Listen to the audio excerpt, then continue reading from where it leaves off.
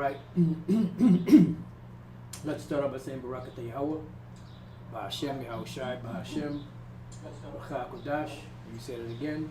Let's start off by saying Barak Atah Yahweh, Ba'Hashem, Yahushai, Ba'Hashem, B'cha Kodash. Welcome to another live lesson.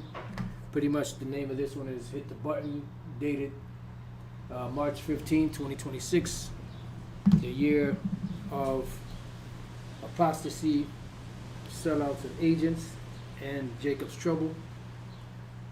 And pretty much I just finished listening to the apostles and the bishops, street speaking yesterday. And early on in the lesson that they were going into, Elder Pastor mentioned Isaiah chapter 60.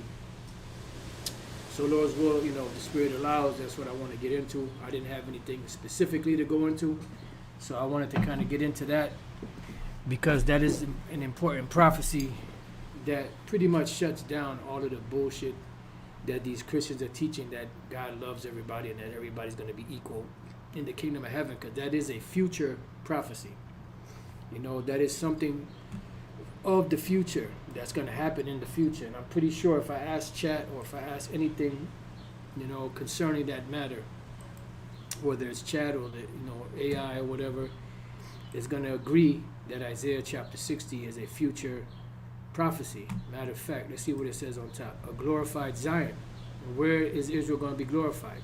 In the kingdom. Matter of fact, before I'm going to get that, but let me get this other precept that just came to mind. Let's get started. Isaiah chapter 42 and 9, behold, the former things are come to pass. Right, many things. By the time Isaiah was on the scene, there were many prophecies that passed by.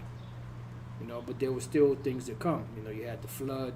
You had the captivity of Egypt. You had the Lord giving us a land of Canaan, taking over the Canaanites' land. And many other things that happened back then. You had the flood before that, way before that. So on and so forth, right? It says, and new things do I declare, right? Because during the time of Isaiah and the other prophets, they were given new visions of things in the future that they didn't understand. They thought it was coming in their time. They didn't understand that it was for the time to come.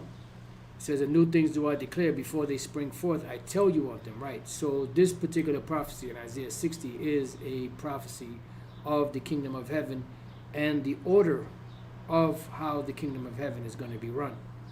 There is going to be a governmental body that is going to be established in the kingdom of heaven, beginning with Yahweh Ba'Hashem Yahushai, and then with the 144,000, which are going to be the governing leaders of the government of Israel and pretty much of the world. I'm talking about the real Israelites, the so-called Negroes, Latinos, and Native American Indians.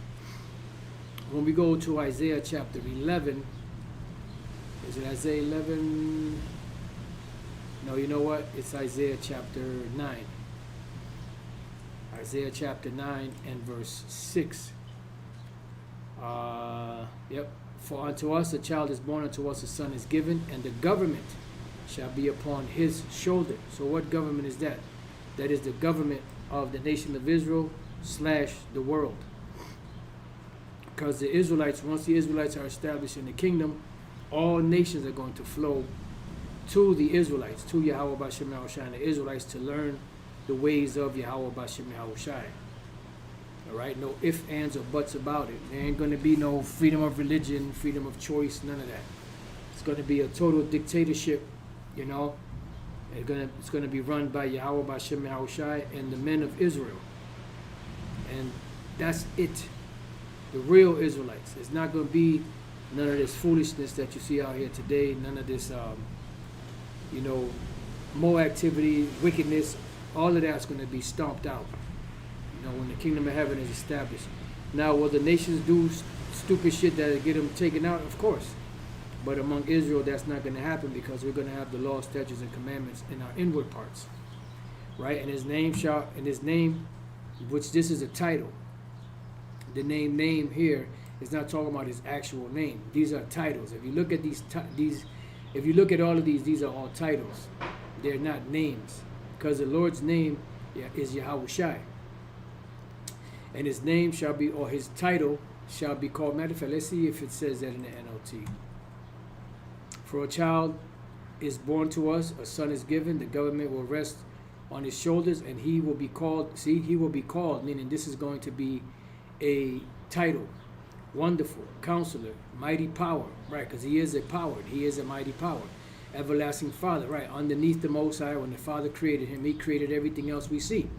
So he is an everlasting Father, because he has no, he has a beginning and an end, but he has no, the beginning and the end, because he was the first Adam, the last Adam, but he has no expiration date, for lack of better words. So he is the everlasting Father, and also he's Adam, Prince of Peace, and these are all titles that were given to Yahweh Shai that he was going to be called. All right, and that term name, goes into reputation, it goes into titles, titles of nobility, so on and so forth. It says, of the increase of his government and peace there shall be no end, right? Because once the real Israelites take control of the planet Earth, righteousness is going to reign once again. The scriptures say that we, according to his promise, look for new heavens and a new earth wherein dwelleth righteousness. So, as we read here, it says, upon the throne of David. Yeah, because this is like Elder Yashawamba always speaks about. These so-called Christians don't talk about the throne of David. And this is something that's promised, that the throne of David is going to be established in the book of Psalms. I'm going to come right back to this. I believe that's 132.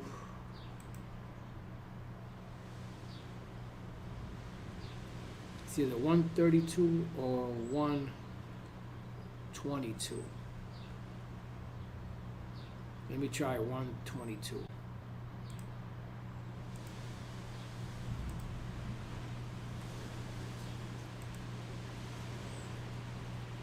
Psalms 122:5. For there are set thrones of judgment, the thrones of the house of David. That's why Yahweh Shai told Peter, and if you can receive it, Peter is King David. He said, in the kingdom of heaven, when the Son of Man sits upon his throne of glory, you shall also sit upon 12 thrones, judging the 12 tribes of the nation of Israel. So you're going to have set thrones of David, beginning with the 12 apostles. All right. Let's see what this says in the NLT. Here stand the thrones where judgment is given, the thrones of the dynasty of David. See, so all of the men that were back there with David, King David, are going to be in the kingdom of heaven. They are a part of this governing government that's coming to the planet Earth very soon, which you're getting an introduction to it, but right now people are not taking it serious because we don't have any power, so people just laugh and scoff, but that's okay. All right, so Psalms 149, I'm going to start at, now I'm going to go straight to the point.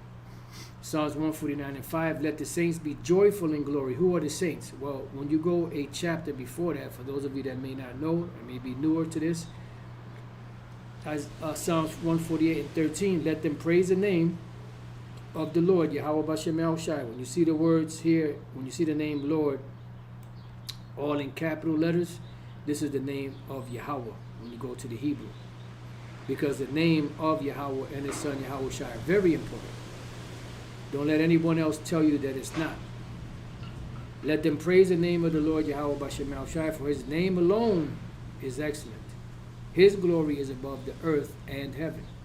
He also exalted the horn of his people, the praise of all his saints, even of the children of Israel, a people near unto him. Praise ye the Lord, Yahweh Bashem El Shai. So who are the saints of the Lord? The Israelites. What does it mean by saints? The holy ones. What does it mean by holy ones? The separate ones. What separated us? The laws, statutes, and commandments that the Lord gave to Moses to give to us, that separated us from all other nations. That's what made us holy. This is why we are a holy people unto the Lord. That's why it was commanded us to keep the laws, statutes, and commandments, because that was, the banner to identify and also separate us from all these other nations. So this is who's going to be glorying in the kingdom of heaven when we go back to Psalms 149:5. Let the saints be joyful in glory. What is the glory? Glory is the kingdom of heaven. Let them sing aloud upon their beds, right? Because when we wake up in the kingdom of heaven, we're not going to, be worried if we're late for work, or having to hit the snooze button because we're still a little tired because we didn't get enough sleep because we were restless the night before, so we had to lay in bed for an extra 5 minutes just to try to get that little extra 5 winks.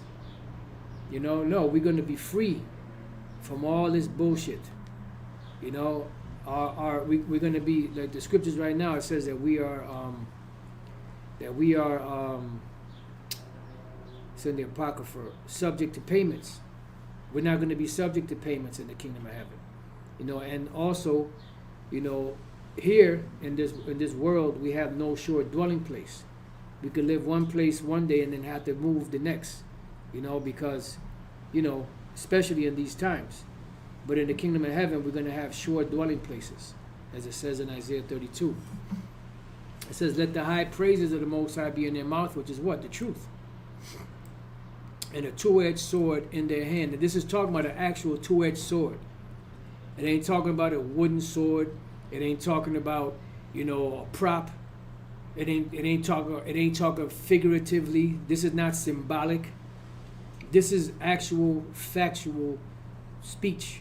This is an actual two-edged sword, an actual instrument, a weapon of war. And what are we going to do with that sword? To execute vengeance upon the heathen. Who are the heathen? The other nations. So this is what we're going to be doing, executing vengeance upon the heathen. Not, they having equal rights with us. And punishments upon the people. Why? Because the nations are not going to have the laws, statutes, and commandments written in their hearts. So they're going to go off, and we're going to have to judge them. See? To set them straight. Because we're not going to have to teach us ourselves anymore, because we're going to know the Lord perfectly, because the law, statutes, and commandments are going to be into our inward parts. So what we're set up to do is be the governing body. Lord's will, we be the elect, the governing body in the kingdom of heaven, to dictate to all these different nations, what to do and what not to do. And each one of those nations is going to have an Israelite man that's going to be their God, or their judge, or their magistrate. And that's why it says here in Micah 4, because some people may look at this and read Micah 4 and 6, because this is talking, when you read from the first verse down, this is talking about, in the kingdom of heaven. Right now, the government of Yahweh B'Shem Yahushua is being established, but it's just in the beginning stages.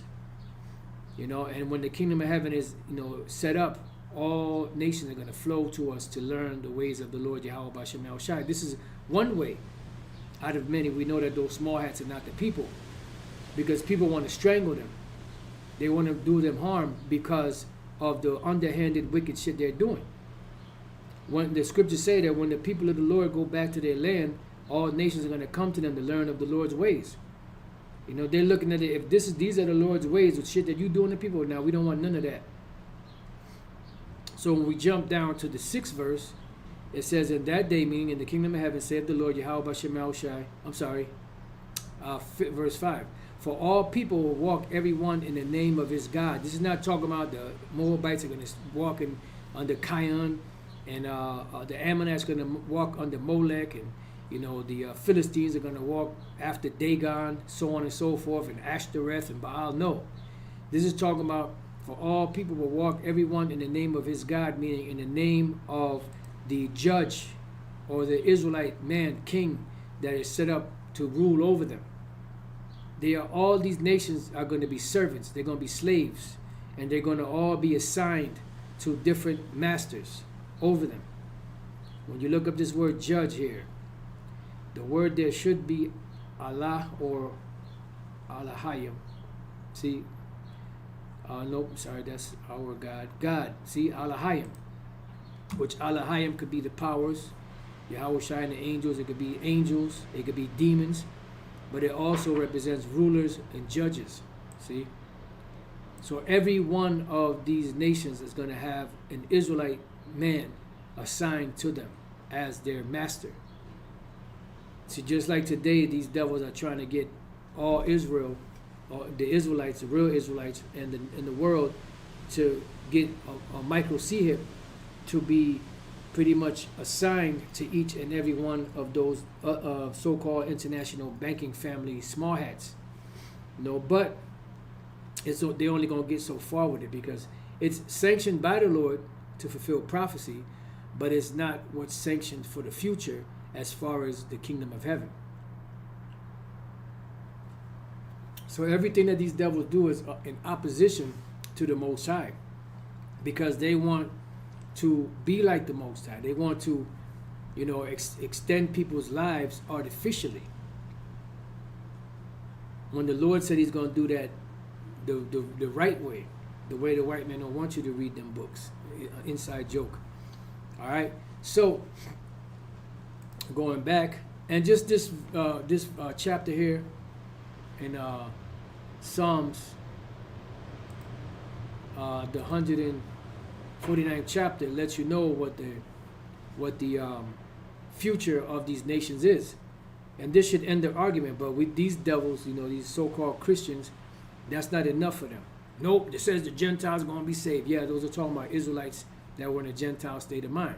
Nope, it says the Gentiles, ethnos, that means Gentiles. No, it doesn't. You don't understand, the New Testament, because you don't understand the history involved in how the Israelites became uncircumcised during the time of the Hellenic Empire, which is the Greek Empire. You don't understand how the Israelites became Hellenized. Some unwillingly, some willingly, and some fought. That's why by the time of the New Testament, the ones that fought, their descendants later on, down the line, formed the different sects in Israel. S-E-C-T-S, sects, and they were known as the Pharisees, the Sadducees, the lawyers, the scribes, the high priests, so on and so forth. Which, when you read in the Greek, when you look up the word council, it goes into the word Sanhedrin, which is Sanhedrin was the accumulation of all of those different, like groups like the Pharisees and them coming together in these councils to determine, certain things and judge certain things, because they were supposed to be the leaders, but they were wicked because they were bribe takers. They would overlook certain judgments because certain people or individuals paid them. They would do underhanded shit so that they could keep the Romans happy, to stay in that position, so on and so forth. All right. So when the kingdom of heaven is established, we're going to have righteous rulership, not that wicked rulership.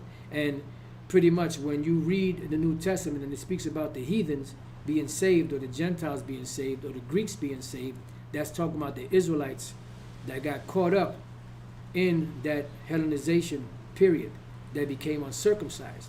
But not only them, because you also had Israelites that were scattered among all the other nations that assimilated into those nations. And some of them retained the knowledge of Israel and the practices and customs and religion, and some of them didn't. That's why during the time of Pentecost, in the book of Acts, the 2nd chapter, you had Israelites that came from all those different walks of life. They came from the areas of Persia and Babylon and all that, from Greece and Turkey and all those areas up there, Asia Minor. They would come down to Jerusalem to keep 3 high holy days 3 times a year, which was the Passover, the Feast of First Fruits, and the Feast of Tabernacles. You see? But then you had others that had totally lost their way. Now, in the case of Titus, the case of Timothy's father, he was an Israelite that didn't want anything to do with being an Israelite. Much like, Tiberius Julius Alexander, who was a general in the Roman military, who was an Israelite that knew he was an Israelite, but he cared not for that, for his nation. He cared not, to be, involved or even associated with that. That's why he changed it. He had a Greek name. He was in the military, and he helped. He's one of the main driving forces that helped destroy the temple in 70 AD. So if you don't understand that history that happened prior to the New Testament, then you're not going to understand what the New Testament is speaking about. And this is something that the Christians do not want to touch. And this is why when you read through the New Testament, you're going to run across a lot of words or scriptures that use the word reconcile, the reconciliation, And when you look up the word reconciliation, means to bring back to someone, to bring back a friendship between two parties, for lack of better words. And the nations never had a relationship with the Most High, because when you read the 147th chapter, the 19th and the 20th verse of Psalms, pretty much it says that he didn't show his words unto any other nation but unto the nation of Israel. And the judgments and the words and the laws, statutes, and commandments the nations did not know. They did not receive. That's why the Lord told Moses to tell the people, look, make sure they keep these laws, statutes, and commandments, because this is going to be your wisdom in the sight of the nations that are going to look at you and say, what people are so great as these people that have the Most High so near unto them and that have such wisdom as this. I'm just merely paraphrasing. You see? So the nations never received that friendship or that invitation or that sanctification from the Lord Yahweh B'Shem Yahushua. So they cannot be reconciled into something that they were never part of. The only part that the nations have to play in this whole picture is the part of slaves. Leviticus 25 tells you that the heathen that are around you, these of them you're going to take for slaves. You're not going to rule over your brothers and sisters as if they were heathens. They would be indentured servants until their debt was paid off. So it goes on to read, Psalms 149:6, let the high praises of the Most High be in their mouth and the two-edged sword in their hand, to execute vengeance upon the heathen and punishments upon the people. This is talking about executing actual vengeance. A scripture that goes with this is Psalms the 2nd chapter, Revelation the 2nd chapter. To bind their kings with chains, which is your what? Your rulers. Not actual kings, but the ones in rulership positions. So you would look at these so-called world leaders. They're pretty much middle management. They're not really even the kings of the earth, but the scriptures call them that because they are rulers, or they are the ones in charge of running that particular country for that period of time. But these kings is really talking about the so-called elite, the international banking families. And you have, among all these different nations, you have, so-called elite among them, international bankers among them, the la creme de la creme from among them. That's who this is speaking about. To bind their kings with chains and their nobles with fetters of iron. The nobles would be, like the next tier after the kings, because you have the top, which are the rulers, and then you have those underneath them that because when you're a king, you just can't roll up on a king. You have to have mediators to and then the king decides whether you're worth or worthy for him to speak to you or not, or to consider anything you have to say. So you would have to be vetted through the nobles, through the ones underneath him, to see if you were worthy to go before the king. You just can't roll up on a king like that. And that's the same way it's going to be in the kingdom of heaven. So their kings and their nobles are going to be bound with what? Fetters of iron. What is a fetter of iron? Let's do this, for those of you that may not know. Let's go and see what fetters of iron are. Fetters of iron are heavy metallic shackles historically used to bind the feet or hands of prisoners, symbolizing severe restraint, captivity, and humiliation. Because they're going to have to be humiliated for the wickedness that they've done. I'm going to come right back to this. And this is why James is written, the 1st chapter, go to now ye rich men. So the rich men are who? The same kings and nobles, the top, so-called top elite, or the international banking families of the world. Weep and howl for your miseries that shall come upon you. Why? Because you're going to lose everything. And LT, look here, you rich people, weep and groan with anguish because of all the terrible troubles ahead of you. You know, I mean, the King James goes into it a little bit better. Go to now, you rich men, weep and howl for your miseries that shall come upon you. Yeah, so imagine having everything and losing everything overnight. The word miseries is tal ahi puria, puria, hardship, trouble, calamity, misery. So imagine living for hundreds of years, pampered, having everything, you know, catered to you. You know, you're not having to lift a finger to do anything, and then overnight becoming a slave, having to pick up rocks and dig ditches and do all kind of laborious work that you've never done in your life. Imagine that. Well, that's what's going to happen to these devils. You know, they show you like a little small example of that in the movie Trading Places, when Randolph and Mortimer, you know, lost everything. The Duke brothers, they lost everything. They were rich. They were ripping people off, and they lost everything. And then I'm not sure if that was 48 Hours or one of those other movies where they showed them, and they were bums on the street, you know, living in cardboard boxes. Well, that is, you know, the wave of the future, trading places. And that's why Jeremiah said, you know, that I'll be happy when they be like us. You know, in other words, when we trade places, when they become the servants and the slaves and we become the masters. You know, masters of the universe, the real masters of the universe. All right. So go to now, you rich men, howl for your miseries that shall come upon you.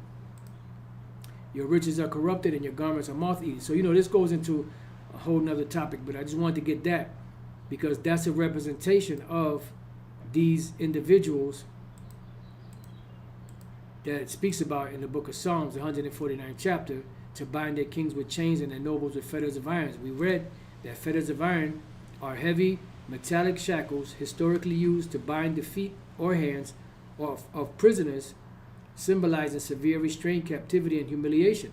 Primarily found in biblical literature. Oh snap, I didn't know this was going to be there.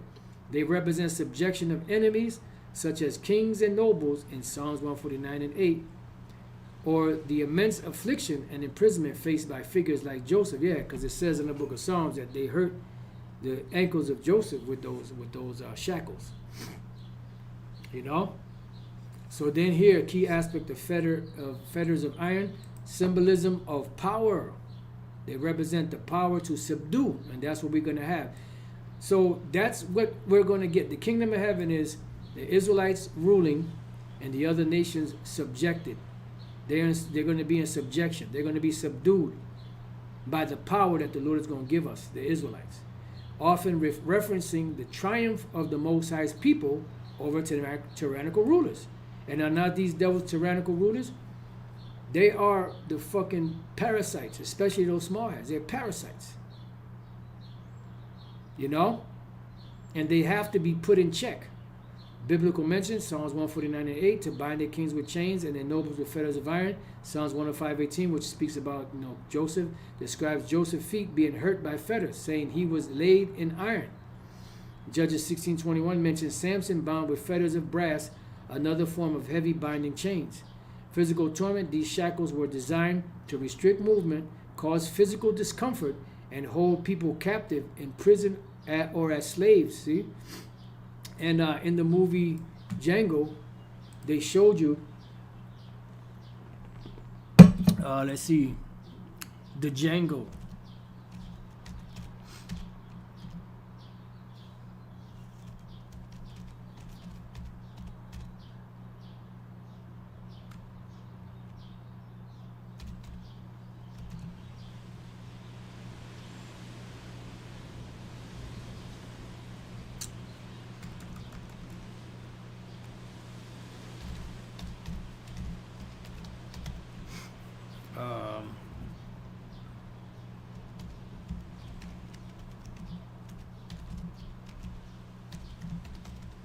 Let's see if this will come up. Images.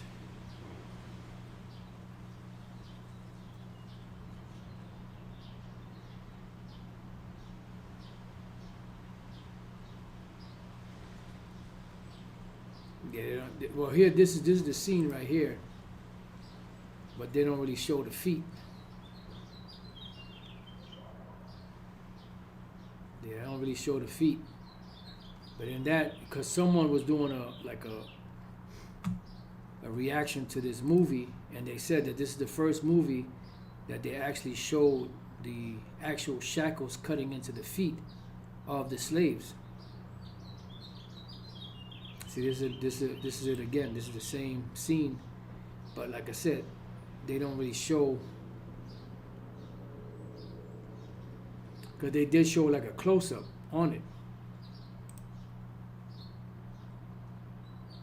They did show like a close-up on these chains, and it showed you their feet were jacked up. So that's what you devils got to look forward to. All right. So it says, these iron fetters were designed to inflict maximum confinement and often symbolize divine judgment or severe adversity. And in this case, it's both divine judgment and severe adversity, because you have to pay. There's no other way. So back in Psalms 149:9, to execute upon them the judgment written. What is the judgment written? That they're going to go into captivity, which this sets it up for the scripture in Isaiah the 60th chapter. This is the future of you nations.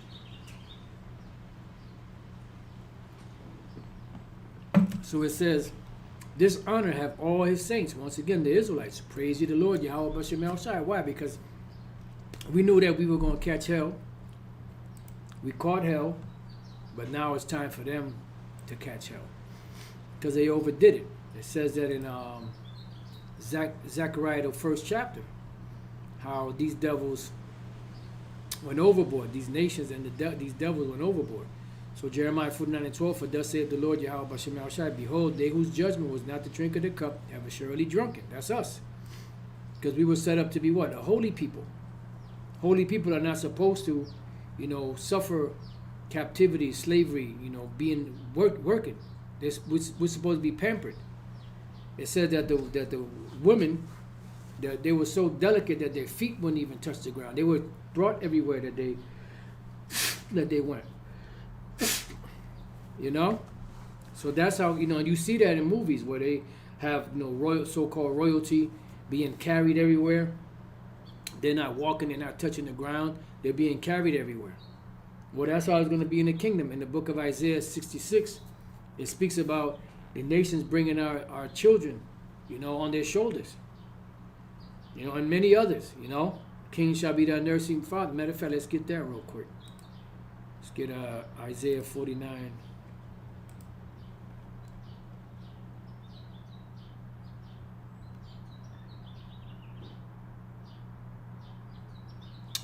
(49:22). Thus saith the Lord Yahweh Bashem El Shai, I will lift up mine hand to the Gentiles, and set up my standard to the people, and they shall bring thy sons in their arms. Right, because they're going to know who are the Israelites. And they're going to bring the Israelites in their arms. This is the job of the nations. Build up the kingdom, bring our sons, our daughters, back to Jerusalem, and be servants, slaves, tributary. Go around the world, policing the world, bring all the riches of the world, bring the riches of these nations to us. And thy daughters shall be carried, what? Upon their shoulders. And that's what you're going to be doing, because you're going to be subdued. And kings shall be thy nursing fathers, and their queens thy nursing mothers. Because remember, in captivity, during slavery, what did they do?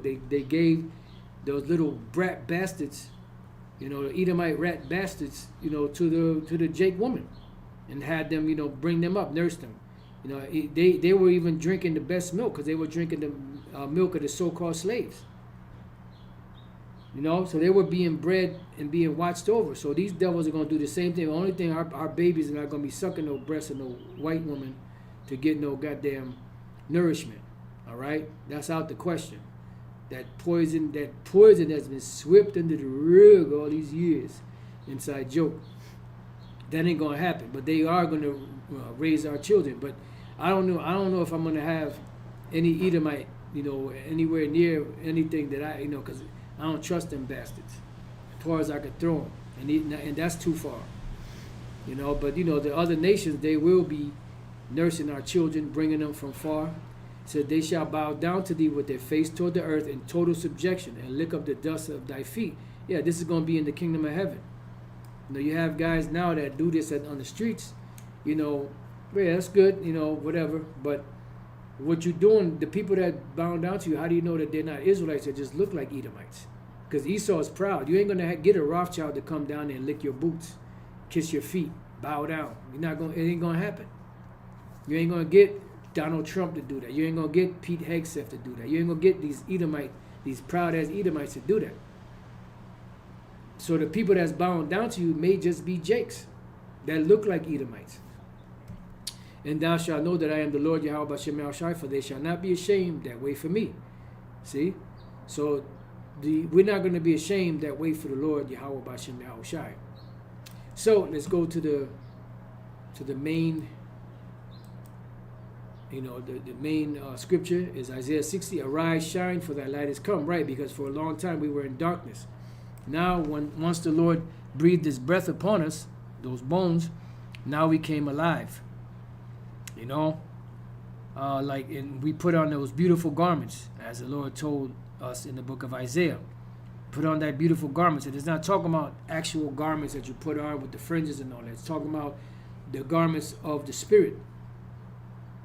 Being girded with the word of the Lord, and being girded in the Spirit with the truth of Yahweh B'Shem Yahushai. That's why in Revelation, Yahushai said, blessed is he that watcheth and keepeth his garment, lest he be found naked. See? So it's talking about this truth. And the glory of the Lord Yahweh B'Shem Yahushai is risen upon thee, right? Because his word elevated us from that, low condition that we were in. We're still in the low condition, but mentally it has elevated us. And these nations are seeing that. That's why the Lord said, I will set them in order before your eyes. And all that see them shall be, pretty much are going to be nervous. Just merely paraphrasing in the book of Revelation. So the Lord is setting us in order before these nations.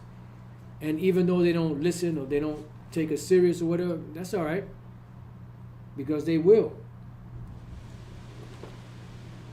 And this is why now you have all these different talking heads talking about the MOTB and the digital system. And, false prophets that once was against it staunchly, now talking about it.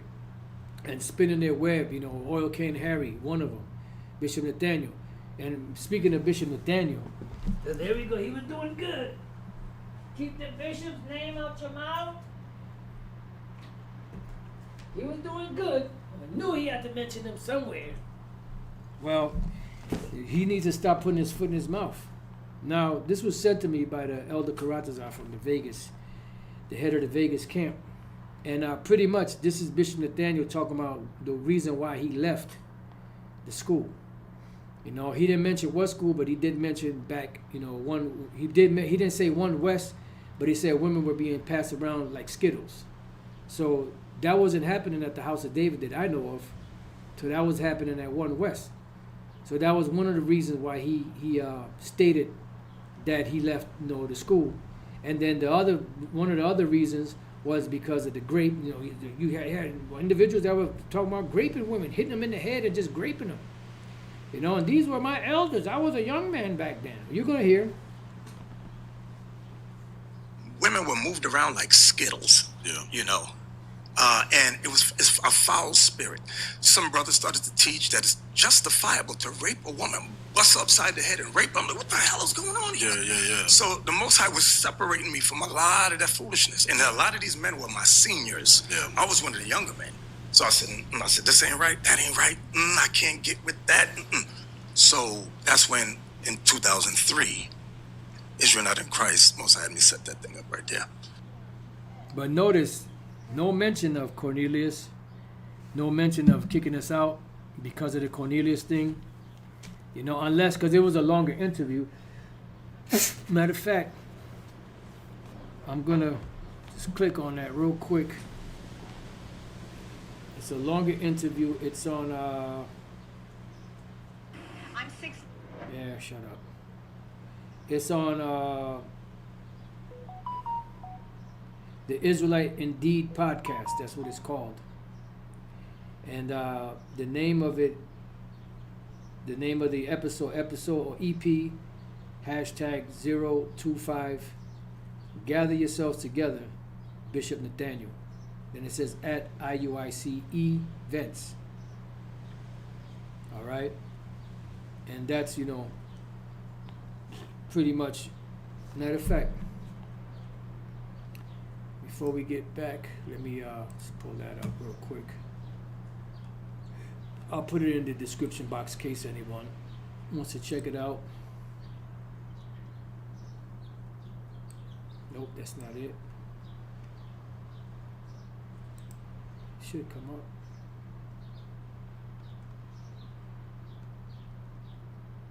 Why isn't it coming up? Oh, because I haven't. Oh, just bear with me 1 second. Because it's a goddamn commercial. Today I'm switching from shut up. to Tai Chi. That's good. Alright, so it should come up now. Because it hadn't, here we go. Alright, so what I'm going to do is copy this and paste it. Looks like it's an hour and 11 minutes long and 42 seconds. And just bear with me 1 second. I'm going to just send this out.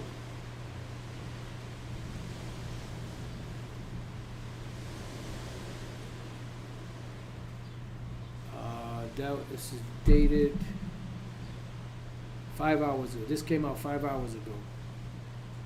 Shows you brothers be on it. Let me just send it over here.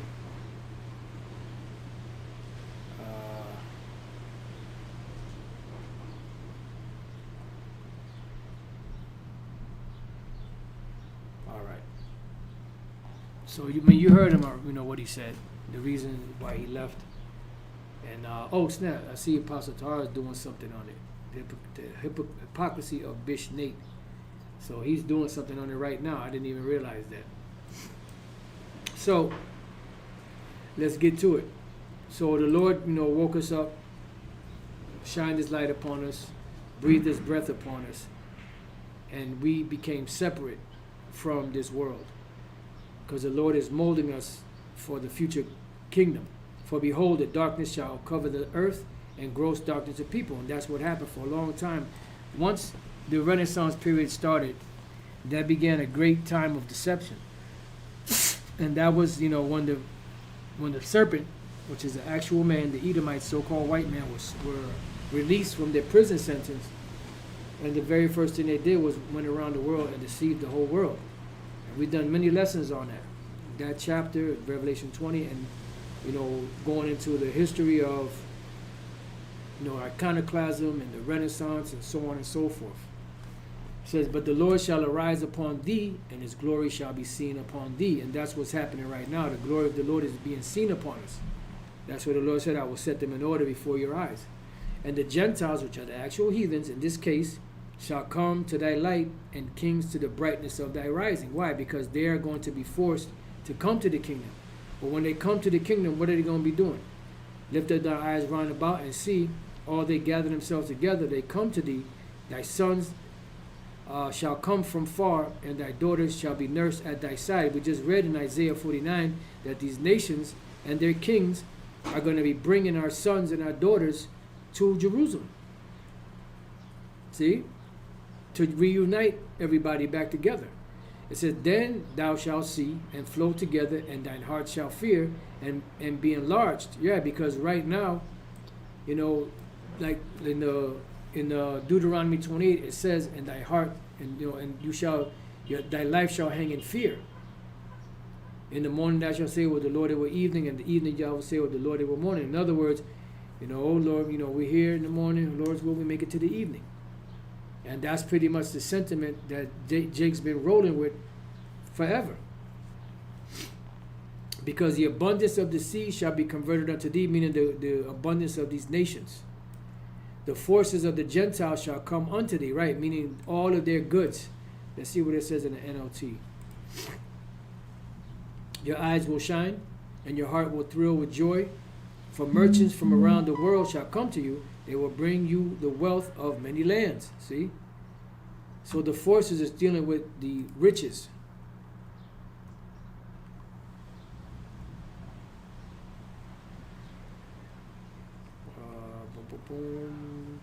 The forces. The word is chayal, strength, might, efficiency, wealth. See? So the wealth of these nations is going to be brought to us. Right? It says the multitudes of camels shall cover thee. Right? Because see, Jake still has that slave mentality. Jake thinks that being rich is having stacks of dollar bills. You know, they have bags of money, so they think that they're rich. That's why you have these stupid clowns on camera, on Instagram, on TikTok or whatever, showing big stacks of money, like that makes them rich. And then they'll have some other clown pull up on him with a pistol right to his head and take his money, rob him right on while they're doing it live.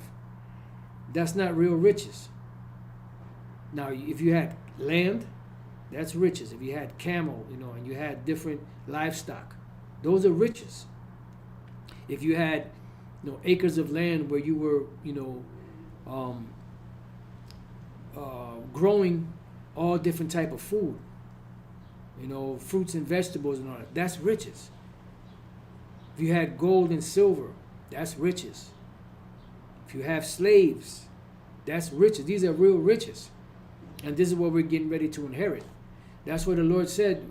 Fuck, the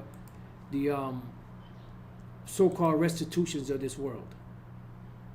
Because there's not enough, there's not enough money, so to speak, to pay for all the wickedness that this devil has done, to be sufficient to pay for all the shit that he's done, all of the killings, the rapings, the murders, and all of that. It's not enough. The hardships, the countless hours of free labor.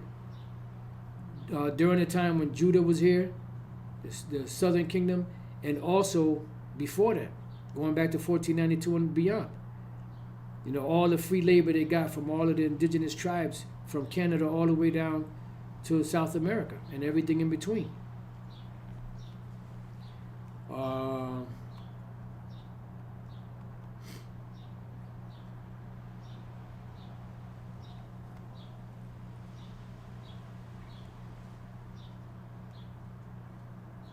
Right here, Job 20 and 18. That which he labored for shall he restore.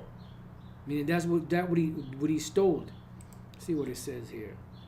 They will give back everything they worked for. Meaning, how did they work for? They stole everything.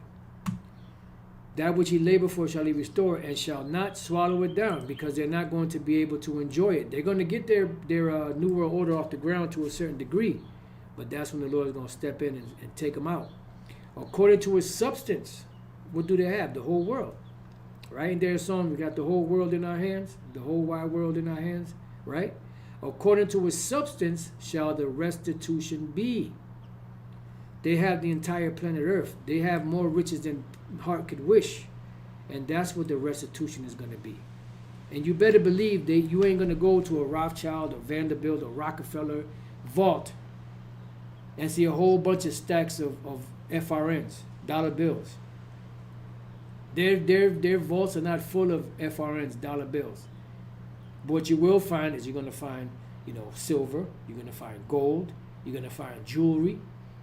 You're going to find all different types of precious stones. You're going to find art. You're going to find, different vases, paintings, frescoes, different things of actual value. Carpets, the alpaca, $25, $25,000 shit. You don't rub that shit. You blot that shit. That's what you're gonna find. You're gonna find actual riches.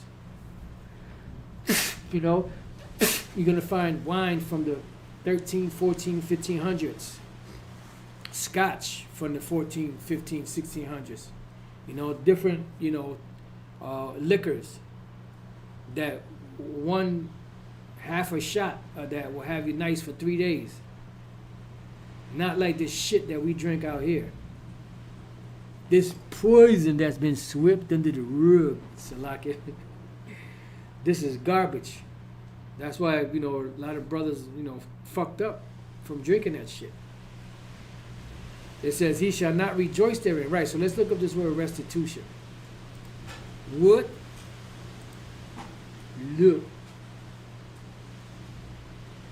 Restitution. Thamawara. Thamawara, that which is exchanged. Exchange, substitute. See, recompense. So this is going to be the what? The compensation that they're going to have to give back. Goes back to the word mawar. To change, exchange, right. So it's going to exchange one hand, the heathen's hand, to our hand, the Israelites' hands. So we got that. So let's go back to Isaiah 60 and 6. The multitude of camels shall cover thee. That's dealing with what? All of the livestock of these different nations. You know, the Midianites and the Ishmaelites. You know? It says the dromedaries of Midian and Ephah. Right. All of their livestock. Dromedaries, I believe those are, young camel. Thought it was a female camel. Dromedary. See? An Arabian one-hump camel. So you have two-hump camel, you have a one-hump camel. The reason why camels have humps is because there's no water in the desert for them to drink. So they drink water and fill up, these are reserves that they have. Some of them have one camel, some of them have two. So the dromedaries are young camels with one hump. You know? And pretty much, you know, they drink, and this is like a reservoir tank. So when they're walking in the desert and there's nothing to drink and they get thirsty, well, they call up water from that reserve and keep themselves hydrated. All right? So all of these, you know, animals, livestock, which are valuable, are going to be given to us. The dromedaries of Midian and Ephah, right? You have the Midianites and Ephah. All they of Sheba shall come, right? In Sheba, you have the queen of Sheba, which is down in, I think there's two. There's Seba and Sheba. Sheba, it was down in southern Arabia, and Seba, I believe that was the Cushites. So just bear with me 1 second. And the ephah is also a measurement. Ayapah, Gloomy, son of Midian, a Judite, son of Jadai. Right. This is dealing with an Israelite that's named, you know, Midian, a concubine of Caleb in the line of Judah, and he was a Judite. So here, this was a Midianite. So Ephah is another tribe of the Midianites. You know. Just like you had Ishmael had 12 sons, so you have 12 tribes even among the Ishmaelites. Esau had 5 sons, so you have 5 tribes among the Edomites. So Sheba here should take us back down to southern Arabia, Shaba'ah, because we're dealing with the Ishmaelites, and what Esau did was the Ishmaelites and the Midianites and the Assyrians and all those different nations that were in that area, they just called them all Arabs. And the word Arab from the Hebrew word Irab, which means mixed. Sheba, 7 or an oath, right? The son of Joktan and descendant of Seth. When you go down the line, son of Ra'amah, grandson of Cush, see, and descendant of Ham. So you have some that are Hamites, and then son of Jokshan, the son of Abraham by Keturah. So a nation in southern Arabia. All right. So in this case, we're dealing with the Ishmaelites, because when you go here and you type in Sheba map, what are you gonna get? Hopefully this is a good one. Yep. Well, it's kind of jacked. Let's see. This looks like it might be okay. Good. This is good. And Havilah is over here, not down there. So this is off.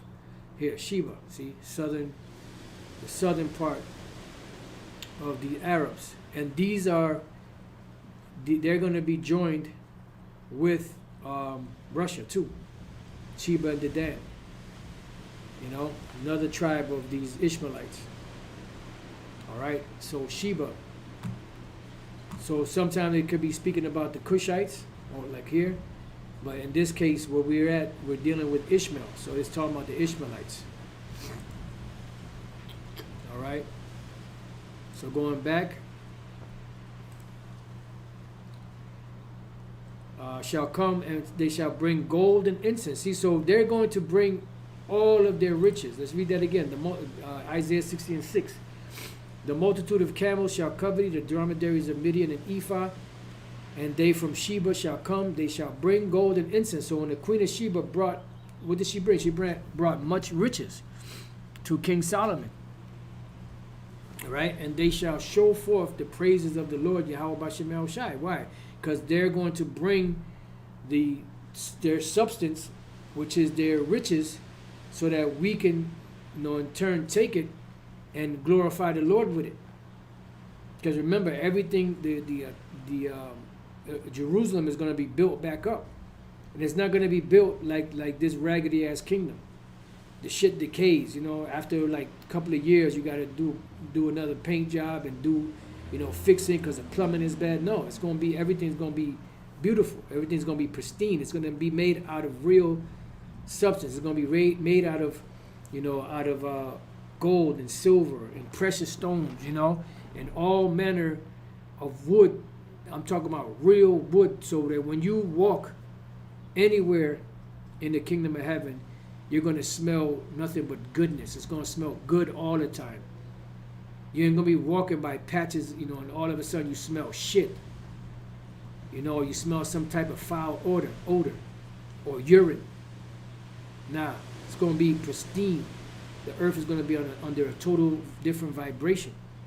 And they shall show forth the praises of the Lord Yahweh Bashem Yahushai, all the flocks of Kedar, which is another son of Ishmael, which when you look up the word Kedar goes back to the Hebrew word Quadar, right? And the Hebrew word Quadar means dark. It really means dark skin right here. Dusky, of the skin or the tent. Kedar, son of Ishmael. Let's see. Let's go to the Quadar. To mourn, be dark. See this right here. Dark colored by implication to mourn. Okay, so yeah, see they took a lot of this stuff out of here. But see, when you go down here, see now here, to be of a dirty blackish color. Fucking devils, boy, I tell you. You used to be able to go here and it tells you that it was dark skin, blackish color is to be of a dirty blackish color. Bullshit. That's what they say about the icons, that they were reason why they're dark is because of the soot from the candles. Over years, it just got dirty. Fuck out of here. So you mean to tell me that those ashes made the noses bigger too? They made them big, wide Negro noses. The ashes, they did that too. They that good. As of a sunburnt skin. How the fuck is skin that's sunburnt blackish? Because when you see Esau get sunburned, they turn super red. Damn, this is crazy. I wonder if the elder Malcolm ran across this. Yeah, you should be able to see it, and they used to say dark skin of the face. Let me see. Black skin, see? Black skin man, see? So it's down here in the Hebrew Chaldee lexicon. But over here, they changed all this shit. And you got to remember, these devils, they constantly fucking with shit, like Wikipedia. Constantly changing information around. So you have to go down to, when you go to H6938 Quadar, you got to go down to the Jacinius Hebrew Chaldee. Black skin man. All right? And Quadar was very dark. He was the darkest, more than likely the darkest one out of all of his sons, of Ishmael's sons. All right. So it says, all the flocks of Kedar shall be gathered together unto thee. The rams of Nabojoth, which was another one of Ishmael's sons, shall minister unto thee. Minister means to serve, slave. You know, rams. So all of these flocks are going to come to us. That's riches. They shall come up with acceptance on mine altar, right? Because they're going to have some rams and stuff. Because they're in the kingdom of heaven, there's still going to be sacrifice, but there's not going to be any sacrifice for sins. Because Yahweh already covered that once for all the Israelites, you know. So we're not going to have to offer for sin offering. That's why when you read the book of Ezekiel, from like 40th chapter to the 48th chapter, when it speaks about the third, they say that's talking about the third temple. They ain't talking about no third temple. Because when you read through that, it speaks about offering for sin offering. In the kingdom of heaven, there's not going to be any sin offering. Now, there will be peace offerings, or there will be like free will offerings, and the Sabbath and different high holy days that we have to celebrate. And sometimes you might just want to sacrifice to the Lord just because He loves that smell of burnt flesh. You know, you imagine, Lord, I just want to praise you. You know, let me get this ram, boom, boom. Let me, take the innards out, boom, boom, boom, boom. Set it up, take the skin off and. Pull out the pertinence thereof and just, this is for you, Lord.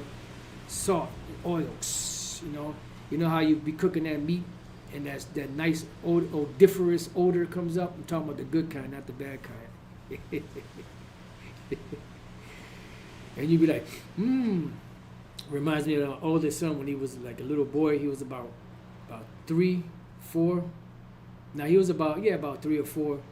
I was cooking this turkey in the oven, I think, or this chicken. And I had seasoned it up really good. I stuck it in the oven, and it was done, and I pulled it out. And he walked in the kitchen, he looked at it, he said, So yeah, man. So that's what we're going to have that for.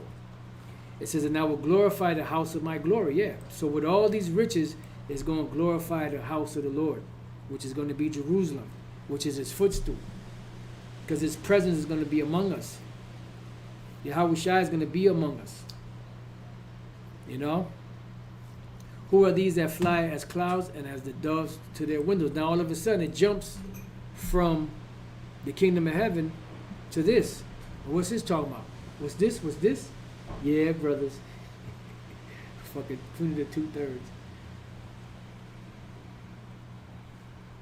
This is talking about the chariots. All right. Surely the isles shall wait for thee, and the ships of Tarshish first. Yeah, so this Tarshish is out there in Spain. I don't know if this brings it out. I believe the ships of Tarshish. I believe Tharashiash, Yellow Jasper, son of Javan, the Benjaminite, son of Bilhah, Phoenician in the descent of the Mediterranean Sea. Prophet Jonah was trying to flee. Site unknown, a site unknown, but perhaps in Cyprus or Spain. It's Spain. Let's see. I don't know if it's going to bring this out. Tarshish map. There you go. Tarshish map. This is Spain. Cordoba, Gades, Tarshish. This is a strait. I'm not sure if that's the Strait of Gibraltar. You have different straits. I'm not sure what strait this would be.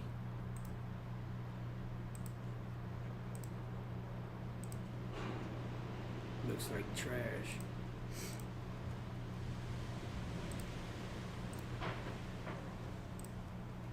So they'll give you the truth, but they'll give you bullshit too.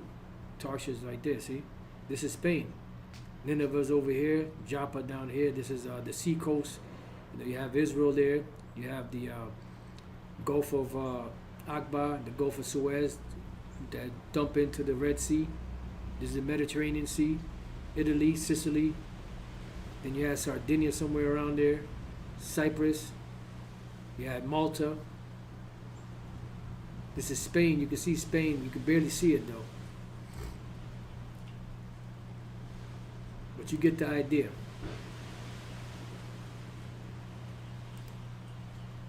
See, in the majority of these, they'll tell you straight up, you know, where Tarshish is, which is in Spain. But others will give you some bullshit.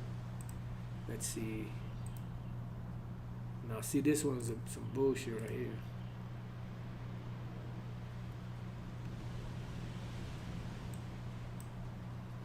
Yeah, see, they're gonna try to tell you Tarshish is down here.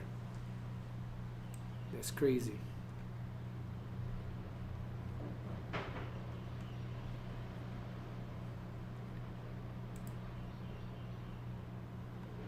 All right, so let's get back to it.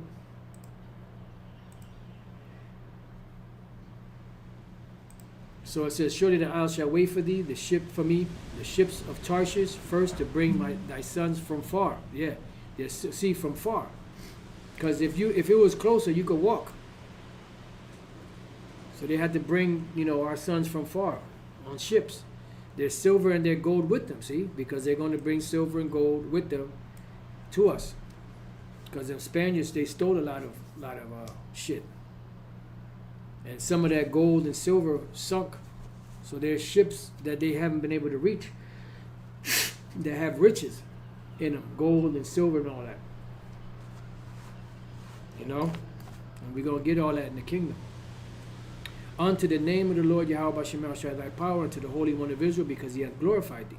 And the sons of strangers shall build up thy walls, and their kings shall minister unto thee. That's plain. Close the book, close the book, close the book. You know? This is what they're going to be doing in the kingdom of heaven.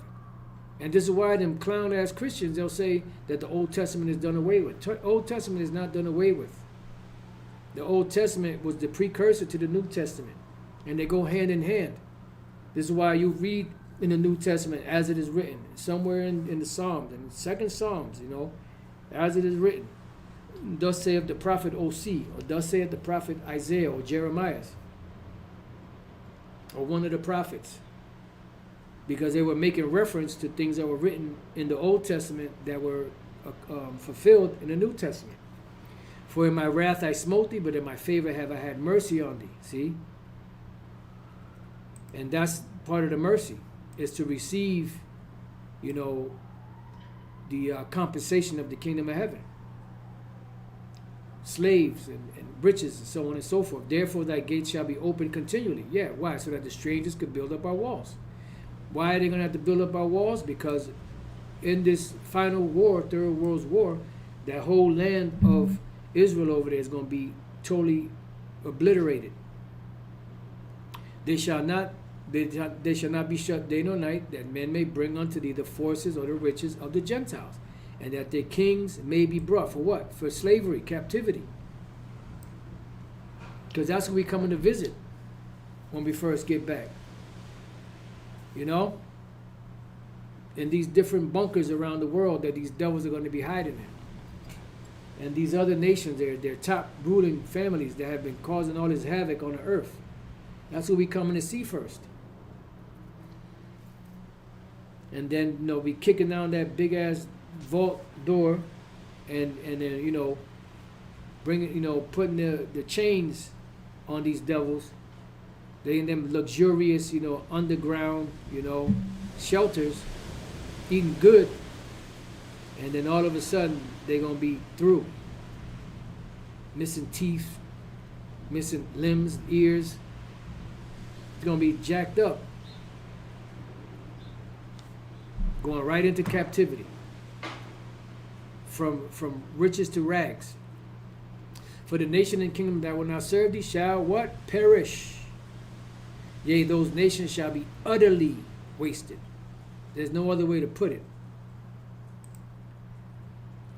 NLT, for the nation that refuses to serve you will be destroyed. Plain and simple. The glory of Lebanon, which Lebanon is known for its trees. The word Lebanon goes back to the word Laban, which means white. You know, so the glory of Lebanon, which is all them trees, that's where a lot of, you know, exotic trees came from, shall come unto thee, the fir tree, the pine tree, and the box together, to beautify the place of my sanctuary. Who's going to beautify it? The nations. Because these nations, they can build. They're going to build. And I will make the place of my feet glorious. Yeah, because the Lord is going to glorify, Jerusalem, because the Israelites are going to be glorified and be in power underneath Yahweh Bashem Yahushai. The sons also of them that afflicted thee, the heathens, shall come bending unto thee, like Vocab did in that picture when he presented that book, that bullshit ass book, to Elder Apostle Tahar.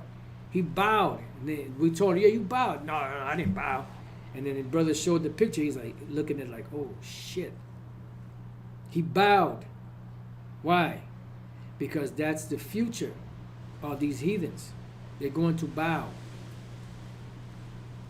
Why? Because we're going to be in power. And we're gonna have spiritual power. We're going to have a hell of a glow, and we're going to have a hell of a spirit on us, to where these devils are not going to be able to resist. They're going to be trembling when they come before us. Just like, when they did it to us, when we were under them, and we trembled when we came before them, well, shoes going to be on the other foot, homeboy. And all they that despise thee shall bow themselves down at the soles of thy feet. Why? Because the Lord Yahweh Bashem Yahushai is going to glorify us. And they shall call thee the city of Yahweh Bashem Yahushai, the Zion of the Holy One of Israel. That does not apply to everyone. And this is why them clown-ass Christians, once again, them Protestants, they removed Israel out of the Bible, pretty much, meaning they have something called replacement theology, supersessionism, to where they took the Israelites out to insert themselves in there, because that's the only way their bullshit story makes sense, is to remove the Israelites and put themselves in there. Whereas thou hast been forsaken and hated, so that no man went through thee, I will make thee an eternal excellency, a joy of many generations. Thou shalt also suck the milk of Gentiles, which is their riches, and shalt suck the breasts of kings, meaning you're going to get everything that they have. We're going to get everything. And thou shalt know that I am the Lord Yahweh Bashem Yahushai, thy Savior and thy Redeemer, the mighty one of Jacob. For brass, for the amount of brass you could get today, I will bring gold. And for iron, for the amount of iron you can get today, I will bring silver. And for wood, brass. And for stones, iron. So everything that we get in the kingdom is going to be blessed. The scriptures even say that before, when we want something, before we even fix our mouth to say anything, we're going to have it. I'm not sure if that's in the book of Psalms or Isaiah. I don't know if any of you brothers may know where that's at. It might either be in Psalms or Isaiah, where before we could even ask for, I can't think of the wording right now. Before we ask for it, we're going to receive it. I will also make thy officers peace and thine exactors righteousness. Yeah, because right now, you have Jake that are COs and police officers and judges, and they're wicked. But in the kingdom, it's going to be peace, because you got to remember, there's going to be levels in the kingdom. There's going to be a ruling governmental hierarchy. You're going to have your regular Israelites, then you're going to have okay, I want to make sure that we were still good. You're going to have your regular Israelites, but then you're going to have the ruling class. You're going to have the governmental body. So there's going to be levels to it. So it says, violence shall no more be heard in thy land, wasting nor destruction. Right. It's not going to be heard within thy borders. It's not going to be heard among us. Isaiah 65:24, and it shall come to pass that before they call beautiful, I will answer, and while they are yet speaking, I will hear. The water, brother GMS Good Soldier 144, 3. The water. I knew it was either Psalms or Isaiah. So it says, violence shall no more be heard in thy land. That's going to be a strange thing, because in the book of Jeremiah it says that death has come up into our windows. How many times have you heard that? That was going back during the time of the Babylonian Empire, but how many times have you heard that in the hood, in the barrios, to where there was a shootout, and all of a sudden a baby or a person that was in the house, a child or whatever, might have got killed by a so-called stray bullet. It's not going to be heard anymore. You ain't going to hear that rah-rah, YN bullshit anymore. It's going to be peaceful. But thou shalt call thy walls salvation and thy gates praise, right? Because that's when we're going to really have true peace, when this devil goes down. Because as long as this devil's in rulership, there will be no peace. Because this devil doesn't know peace. Now in Isaiah 59, it speaks about the way of peace they know not. That's dealing with Jacob. But that also applies to Esau. They don't know the way of peace because they took peace from the earth. In Revelation 6, they took peace from the earth. So they don't know what peace is because they are created to be destructive. They're created to, stir shit up and not bring peace. The sun shall no more be thy light by day, neither for brightness shall the moon give light unto thee. Meaning, we're not going to need the knowledge, wisdom, and understanding from anywhere else, because the sun, the moon, and the stars are always going to be there. This is not talking about the actual light of the sun or the moon. It's talking about the knowledge, wisdom, and understanding. We're not going to have a lack. Like now, you know how we have brain farts. Sometimes you're speaking and you can't think of a scripture, or you're trying to get a point across, but then it slips your mind. Nah, we're going to be clear-minded because we're going to be changed. But the Lord shall be unto thee as an everlasting light, and thy power, thy glory, right? Because the Spirit of the Lord is always going to be with us. Like now, sometimes you in that fiery spirit, sometimes you feel the Spirit, but it's kind of like off and on. Sometimes you don't feel the Spirit at all, But in the kingdom, we're going to be in the Spirit all the time. The sun shall no more go down, thy sun shall no more go down, neither shall thy moon withdraw itself. Right, that's talking about the knowledge, wisdom, and understanding. For the Lord Yahweh B'Shem Shai shall be thine everlasting light, and the days of thy mourning shall be ended, because there will be no more tears among the Israelites.